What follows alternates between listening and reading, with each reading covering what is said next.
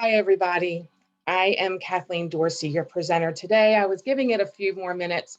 I was seeing a lot of people were starting to come in a few minutes after 11. I figured you would much rather hear them than me, or hear that music than hear me talking. So we are going to get started, and I will just jump in. So I am the presenter, Kathleen Dorsey. I own Collective Wisdom, which is a masterminds company. And you might ask, what is a masterminds and what is a company that does that? What we do is once a month we come together, entrepreneurs, business owners come together and help each other through peer-to-peer advisory to help with decisions, with challenges, whatever that is that's stopping you from getting to the next level of your business. We help you with that, and we support you, and we can challenge you, and we'll hold you accountable. So if you would like to check out a Collective Wisdom Mastermind meeting, I'd be happy to invite you. Just reach out. But today we are here for some business lessons, and not just any kind of business lessons, the business lessons from the world's largest rock bands. So as you see, we have 8 listed on this screen. I know that you're probably saying, but Kathleen, you forgot this band, you forgot that band. I know there's so many bands that we could learn from. However, I picked these particular bands because I believe there were some lessons in there that could relate to your own companies. So let's just get started. And once again, these bands do have lessons that can relate to you. Also, they have more than what I'm going to go through today. We only had a certain amount of time. So I just picked a few out that I thought would be relevant. So let's just get started. Anybody that knows me well knows that I am a huge U2 fan, and I get teased about it by some. However, they were my first concert I ever went to. So I'm all about U2. So they are going to be the first people I'm going to talk about. So U2 actually started with the drummer posting a flyer at their high school looking for some bandmates, and nobody knew how to play instruments. They just wanted to be that cool member of a band. So they all came together, and now they're one of the largest rock bands in the world. So through time, they created an image, they created a persona, they created their culture. They can be seen as complicated and controversial at the same time, because even early on, they mixed their music with politics and with their philanthropy. And they did this when they were in their early 20s. So when other rock bands were out there partying and having a good time, U2 decided that they were going to try to do some good in the world. So early on, they decided to do some philanthropy. So Bono in particular is known for this. And there was a little upheaval in the band at one point that they thought he was talking about it too much. It was too focused on that, but they worked it all out, and Bono just stuck to his guns because he decided that the celebrity that had been created by this crazy journey they were on, he was going to use it for good. So he got involved with AIDS, and he got involved with tax relief for poor nations. He got involved with African needs and working with world leaders. They did this once again as a group, as a band, as a team. It wasn't just Bono doing it, it was the whole band. And they did it early, and they stuck to their values. Also, when they were very young, they looked at the long game in their career. In 1984, that is actually the year that I saw them for the first time in concert in DC. 1984, they're still in their 20s. They obtained the copyrights of their songs from their record company, Island Records, so that they could own their own work. So they did this when there was a time that they were about to renegotiate some things in the contract. So they took that opportunity to say, long term, we want to own our work. And so they took and they obtained the copyrights for their work. Another really smart business decision that they made a few years later in 1989 was that when Island Records couldn't afford to pay them their royalties at that time, they instead said, okay, Island Records, instead of paying us the royalties on the songs out there, we want to own 10% of your record company. So guess what they did? So they acquired 10% ownership in 1989 of Island Records, which is now another, they had merged, but they own a big, or a percentage of their own record company. And lastly, they also oversaw and managed major decisions around their band. So anything that had to do with touring, record production, branding, their visuals, how they were packaged, all of that. They were hands in, they were in the middle of it. They created what they wanted in their minds, and they had people around them execute it. So they didn't allow a marketing department to take care of it. They didn't allow a PR department to take care of it. They were in the middle of it. So they oversaw all those major decisions. The band also knew that they're a touring band. This is not a band that's going to make their millions by just staying in the studio. They focused then on their strengths. They focused on the touring and the relationships they had with their fans. And they also did not rely on the radio stations to play their music. It was just a hit and miss. You just didn't know if they were going to play it or not. So instead, they went on the road. They created a following. They created a culture. And Bono in particular was very instrumental in that. He can make you feel like you're sitting in a living room, hanging out with him when you're at a concert. They also had been criticized in the last decade or so for finding a tax haven outside of Ireland. But they did it. And a lot of other rock bands have done this, but for our Irish people, this was a big slap in the face, and they knew that they were going to get a lot of backlash for this. But to do the best thing financially for the band as a whole, as a business, they took advantage of a tax haven opportunity that they saw. Back in 1989, they were worn out. They were tired. They decided to take a break. And sometimes you need to take a break. You need to step back, because what that did for them is it catapulted them to a next stage of their music and a next stage of their band. So they had new energy, they had new passion, and it allowed them to continue their road into their success. The last thing I'd like to talk about is the concert experience. It's really what kept having people come back and buy their records. They took a lot of chances with their concerts. They were the first to push boundaries with technology, and the fans knew that they were going to get a great show, and they delivered every single time. So here are a few things that we can learn from U2 as a band and as a business. Look at the long game. Make business decisions that aren't just good for you today, that are going to be good for you in 5, 10, 15 years for your business. Be involved in all the major decisions. Don't let others make those decisions for you. Make sure you are involved with how you're going to look and how you're packaged and your brand, all of that. Make sure that your hands are in that. And all those kind of decisions, they're all for the audience. So they're all for your customers. So these decisions were what was going to be best for their fans. And don't be scared to experiment, and don't be scared to fail. They did it a lot, they failed a lot. So that's just part of running a business, is just keep experimenting. All or nothing. So there was a time when they had a tour that nobody would back. They had made some money.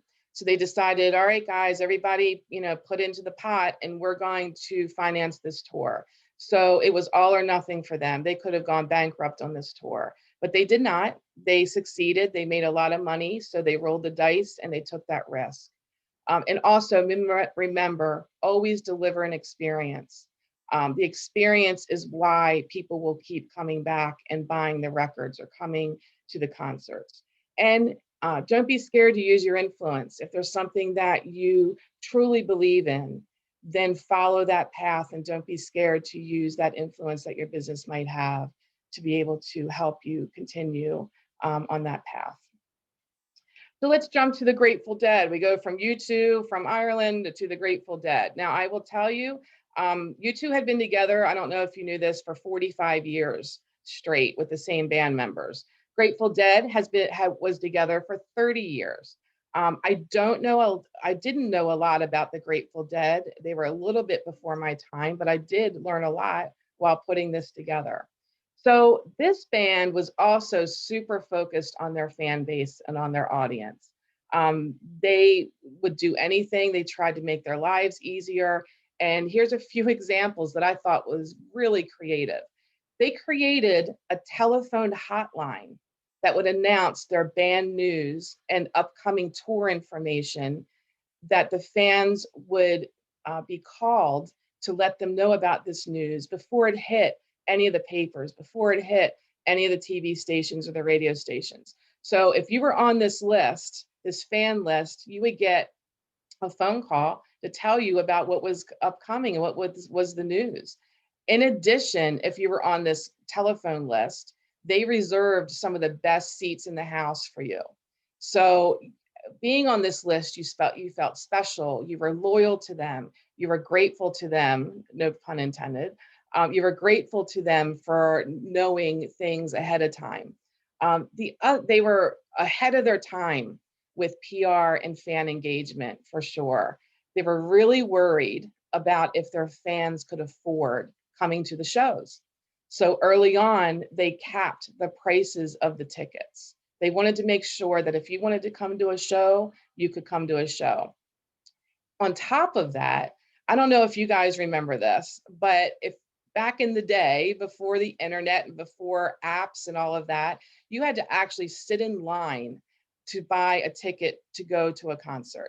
And that might mean that you were outside overnight, maybe a few nights in the cold and the wind and the rain. It didn't matter. If you wanted a ticket, you had to sit in line. And then if you weren't in that city, you had to find somebody to sit in that line for you. So it was really difficult sometimes to buy tickets for concerts back then.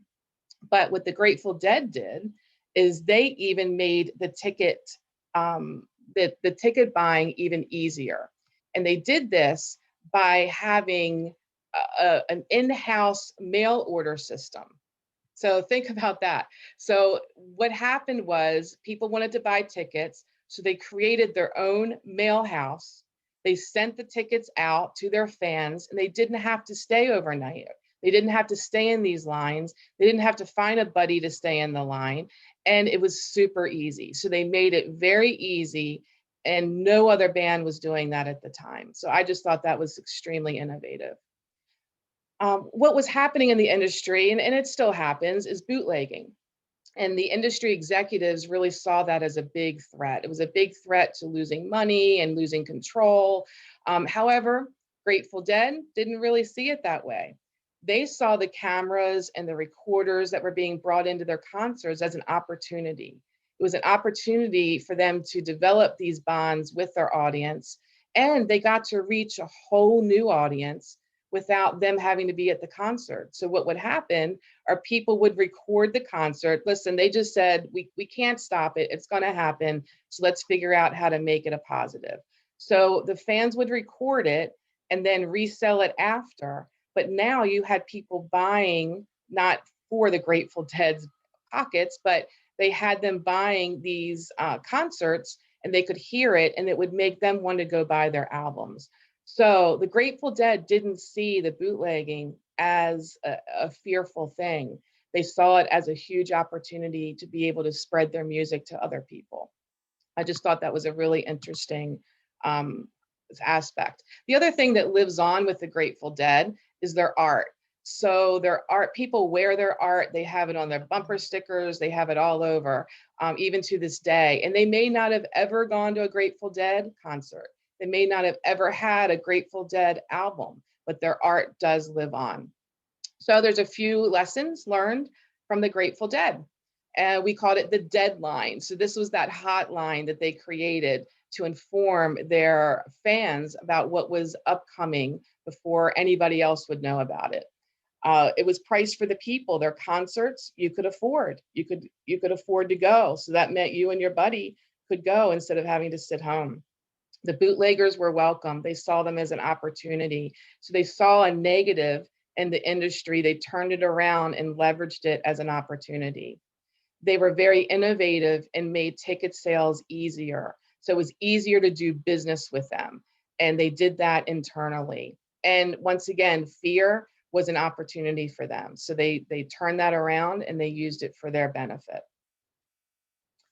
So we can't have this discussion without the Beatles. The Beatles, however, have been together or were together the least amount of time of all the bands we'll talk about today. They were together for 10 years, but the Beatles changed everything.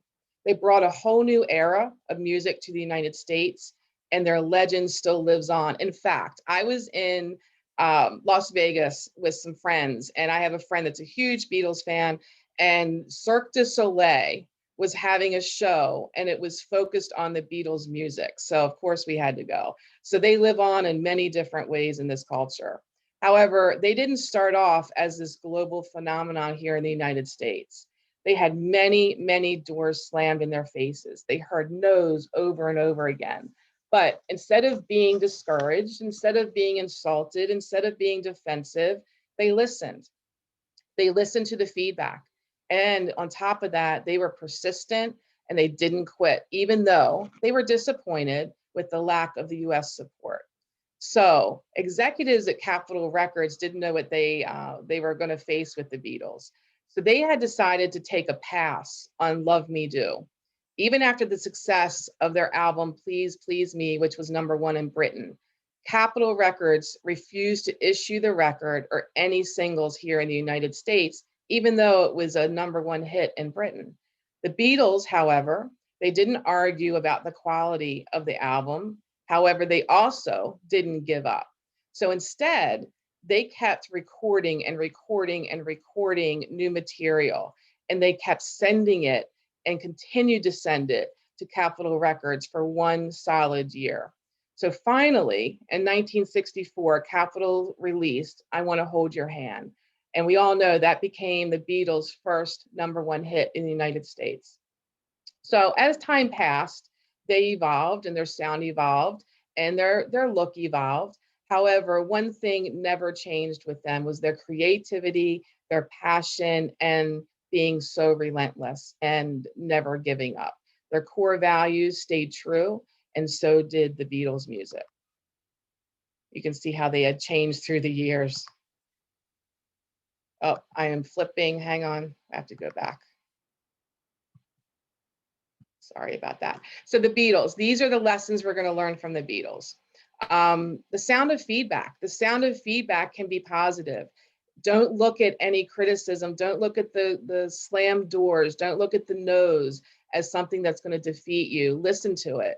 And then, but listen to it and then never give up. So you're going to be relentless to make that door open for you.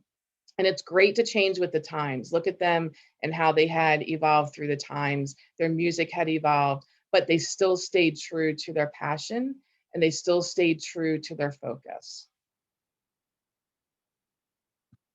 So the Rolling Stones, we can't have this discussion without talking about them either, because they had been around for almost 6 decades. So I don't know about you, but when I think of the Rolling Stones, I think of the front man the most. He was electric and he just was on fire all the time. But what made the Rolling Stones really work was the partnership of Keith Richards and that front man, Mick Jagger. So Richard said in his autobiography that his partnership with Mick Jagger had a magic that they didn't have individually. So that partnership was key to the success of the Rolling Stones. He said the chemistry was actually created by what made them different, not alike. So they brought different strengths to the band, and that's what created those songs that we still can sing in 60 years later. Also, in their early years, the Rolling Stones lived together and spent most of their time and energy just writing songs all day long. They lived and breathed their product, and they created a process which enhanced the creation and creativity of these songs. The work was the most important thing when they were in that mode, and the egos were put to the side. Having the bonds created by living together created this environment of collaboration and creativity that they would not have had if they were isolated and alone and working separately. So Richards and Jagger learned to separate emotion from the job, even if they were currently fighting or feuding just like any brothers would. They could still make music. They knew the band, and they knew that the magic that the band gave was bigger than what they were individually. They did what was always best for the band, and that decision is what made the Rolling Stones work. So, a few lessons from the Rolling Stones. Partnerships. Partnerships were key to their success. And it wasn't just people that were alike. What made them successful were having partnerships with people that were totally different, and they brought different perspectives, and that's what made them a success. Also, learn how to keep your emotions and ego in check. I know that this didn't happen all the time. However, it was a true key to part of their success as well. They would eat, sleep, and breathe their product. They just lived it every day. That's what was most important, their product, which was their music. And the environment that they created for creativity and collaboration was really important to the success of their songs, their lyrics that just live on to today. So uh, for me, I really think the partnership was really interesting because they were very different types of people that brought it together and made the team work. All right, so I don't want any flack for this one. Madonna, I am including her for a few reasons. She has been around for 42 years. And no, it's not what you think of when you think of a legendary rock band. However, I really do believe she deserves to be on the list because she was extremely savvy in business. So Madonna influenced change. She influenced it in fashion. She influenced it in music. She influenced how girls looked at ourselves and how we saw ourselves. And she also influenced what was socially acceptable. She challenged the norms, and she challenged it without fear. Culture was bending for her at that time. She didn't allow the world to change around her without her being involved with that change. Many of the bands we've already discussed so far evolved with time, but Madonna was the queen of change. She is known for consistently reinventing herself. And she did this without fear, and she did it without looking back. She's also known for pushing boundaries and was creating controversy. So I remember this. So in 1990, she had a music video, Justify My Love, and MTV showed it, and then all of a sudden it disappeared and they banned it from MTV. So instead of being crushed by that, instead of being defeated by that, Madonna said to herself, well, you know what? I'm going to take that, I'm going to package it as a single, and I'm going to sell it on my own. And that's exactly what she did. So this had never been done before, especially with music video. It was a brand new platform, let alone it was a move like that was never done by a woman. This innovative, bold, in your face move earned her millions in revenue when the video sold like hotcakes. So she leveraged the controversy to drive sales brilliantly, I think. Madonna also always understood the importance of leveraging existing platforms and distribution channels. So, in fact, the reason she rose to fame so quickly back in the 80s is because she made highly effective use of that new thing called the MTV channel. It was a new platform, and she was one of the first to harness it and the first to be highly effective by marketing her music through video. She saw the power of MTV early, and she didn't wait. She rolled the dice and pounced on the opportunity to reach a large audience, not just with her lyrics and music, but also through video performances. So, few lessons from Madonna. Influence without fear. If you're going to go do it, and don't look back. Don't apologize. Don't be scared to reinvent yourself, but also just reinvent yourself and keep moving forward. It's okay to push boundaries. It's okay because risk can bring reward. And she rolled the dice a few times in her career, and she probably still will. But sometimes that risk can bring you your reward. Decide to control your own fate. She decided that she controlled her own sales through packaging and repackaging that video that was banned from MTV. So instead of sitting in a corner and crying about it, she went out and she sold it and made millions. Also, she was very savvy on technology and looking at what these new platforms are and how could she use them to sell more records. So Kiss. So out of all the bands today, I knew the least about Kiss. I'm still surprised sometimes I'll be listening to the radio and I'll know a song and I'll know the words, and then all of a sudden I see, oh my gosh, that was Kiss. I had no idea. So in one word, Kiss could be described, I think, as outrageous. They scared all the parents and they drew teens to them like moths to flames. But what made their music was their live performance and their concert experience. When you think of the band, I doubt you think of them sitting in some studio making music. You think instead of their wild and flame-induced shows, and that was their power. You didn't know what you were going to get at each of those shows. They created a point of difference from all the other bands. I mean, just look at them. Who else looked like that? Their music was not just music, it was an experience. So we've talked about partnerships already and about how positive they can be, but sometimes partnerships can go south. Sometimes those partners and in bands, they become really kind of like family members. Sometimes they start to crumble and break. So Kiss began to have issues with two of the founding members, and these members were eventually replaced and the band moved forward and they actually became stronger than before. Kiss didn't blink, they didn't crumble with this change, they just kept moving forward. They broke away from these members who were obstacles to their success in the future, and they just kept going.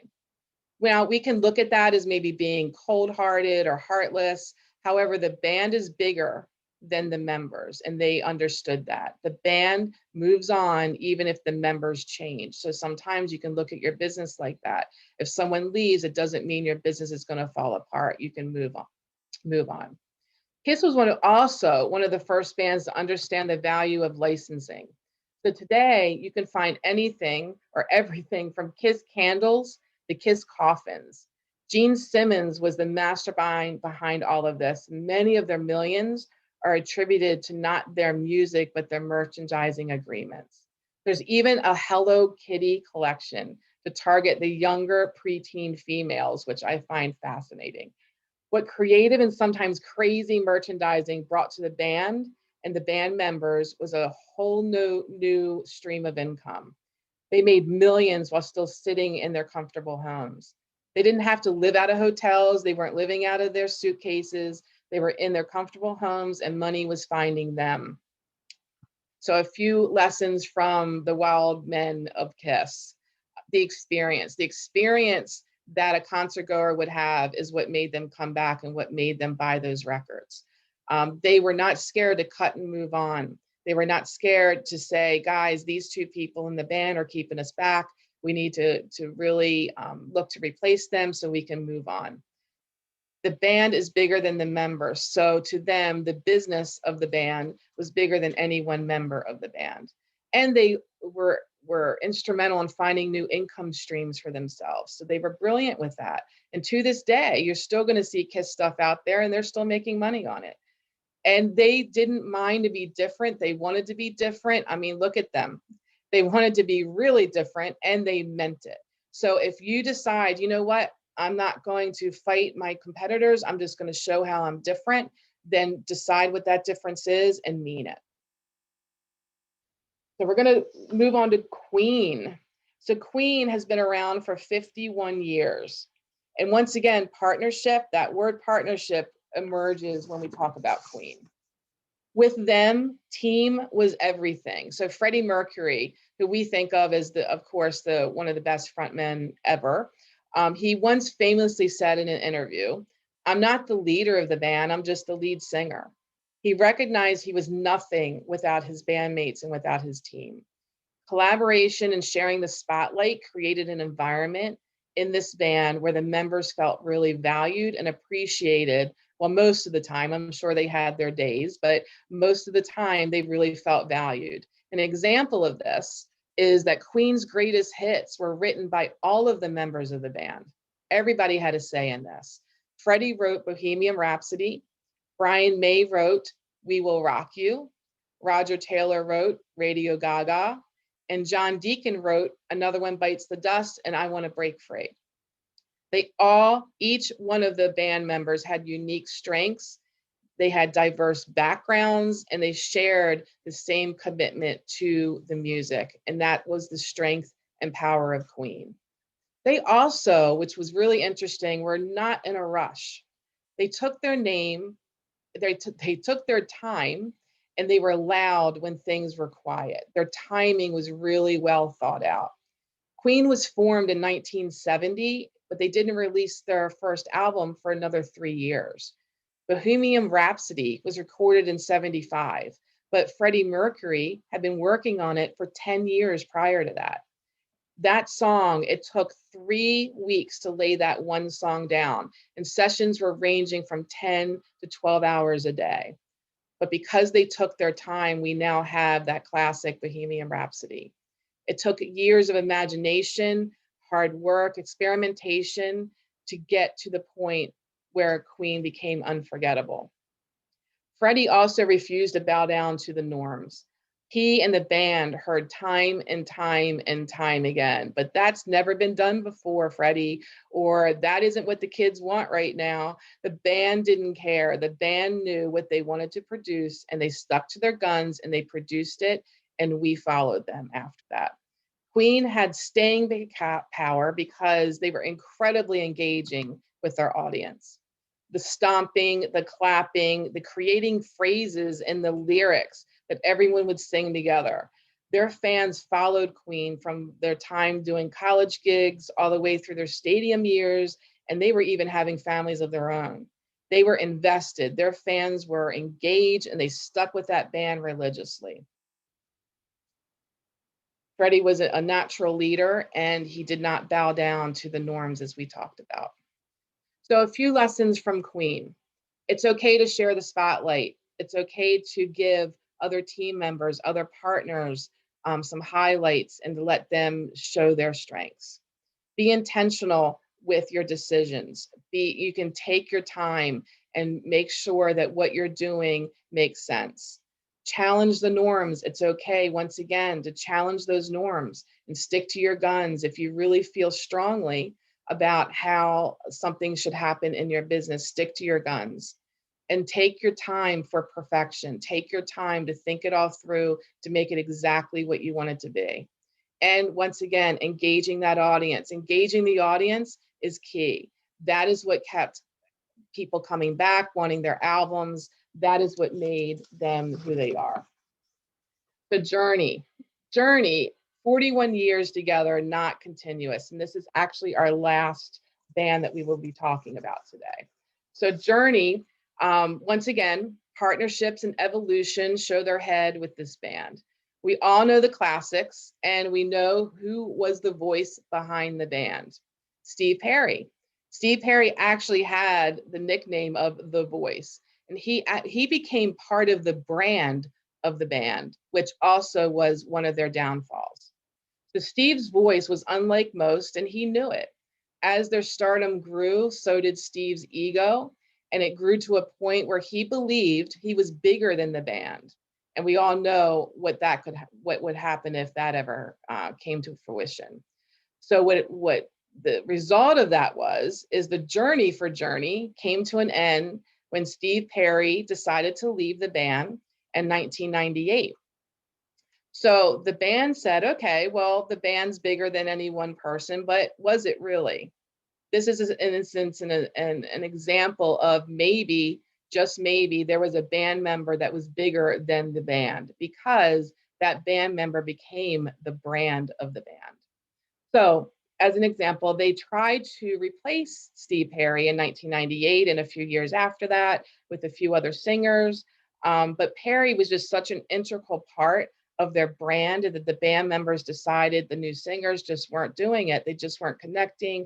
It's not what the audience was looking for. It's not what they expected. It just wasn't working. So in this instance, replacing a band member actually was hurting the band in general and as a whole, because that band member became the brand.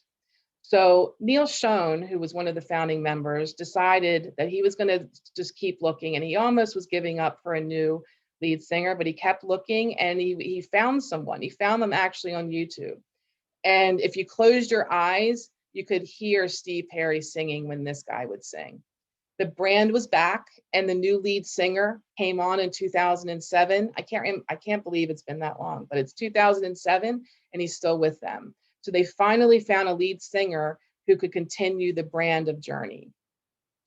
So recently, you might have also heard about some legal issues that they had with some trademark and some past band members. Now, I need you to stick with me because this is kind of a windy legal road. So stick with me and you'll see at the end why legalities are really important.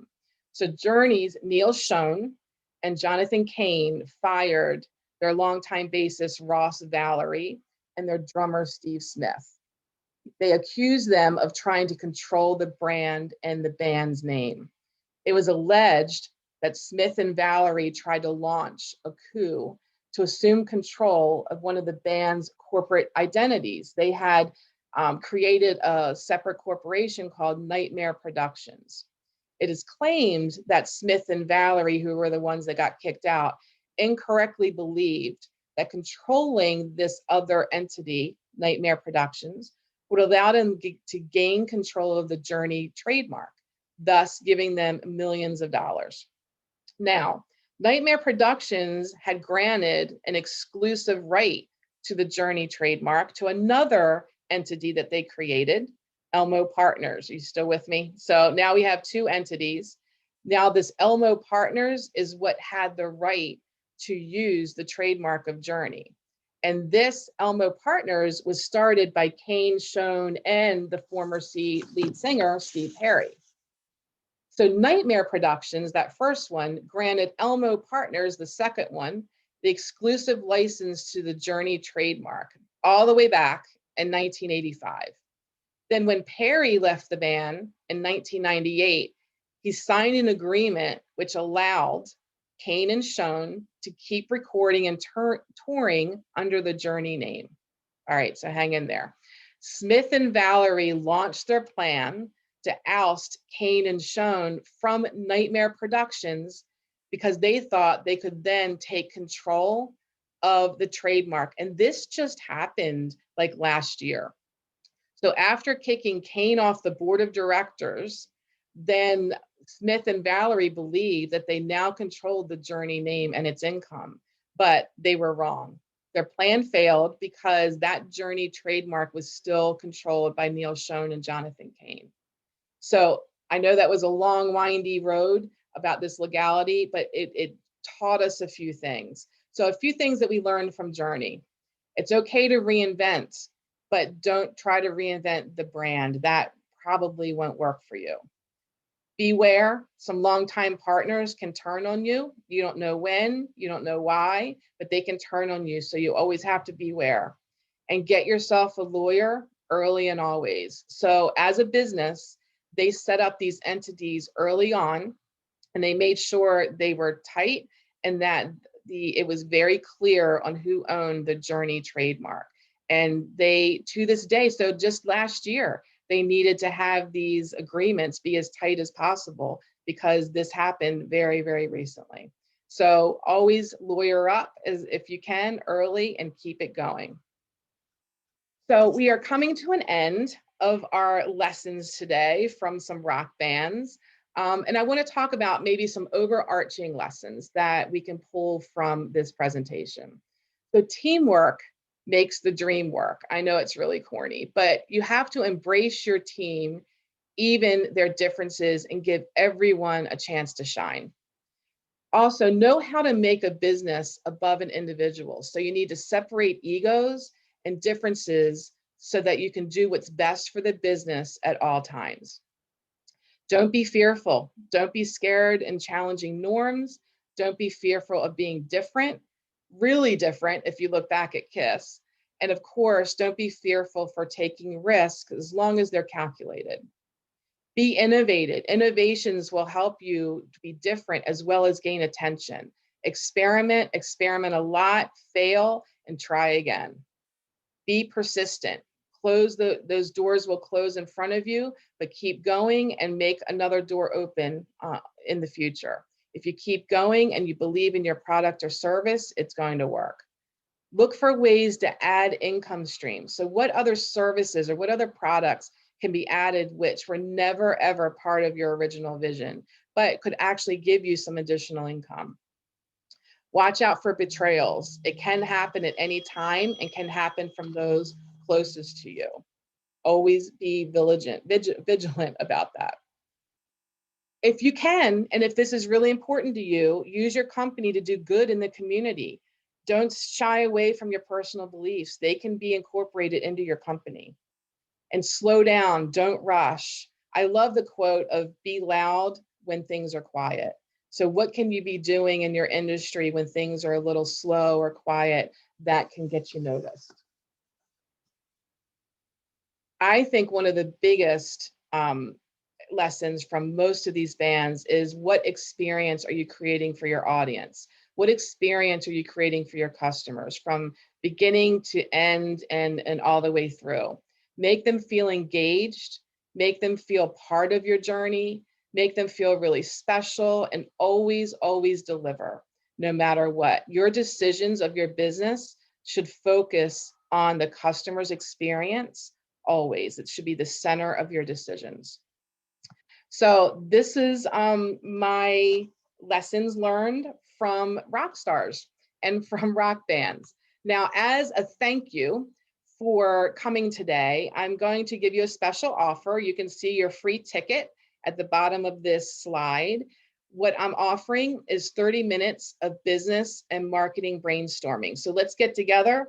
Let's get on a Zoom. Let's talk about your business. Let's come up with some new ideas, some new creative ways to do business. And I'm going to give you 30 minutes of my time to be able to do that. If you are interested in that or interested in attending one of Collective Wisdom's mastermind meetings, please reach out to me. I'd love to hear your feedback. This is the first time I'm doing this presentation, so I would love to hear your feedback on this. If you enjoyed it, if there was some other bands in there that you think we could learn some lessons from, I'd love to do another one. We are at 11:45, which is when I promised you would be done. So would love to hear your feedback. So please email me and let me know what you thought. Once again, thank you for coming. Hopefully you had fun with this one. And we could actually learn. Bands are a business and we can learn from them. So take care, be safe, and hope to see you at my next webinar.